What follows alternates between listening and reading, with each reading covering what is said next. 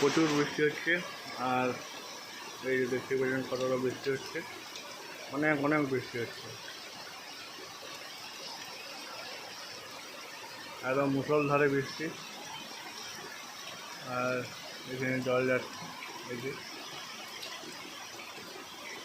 খুব বৃষ্টি। তো আপনাদের এখানে কীরকম অবস্থা?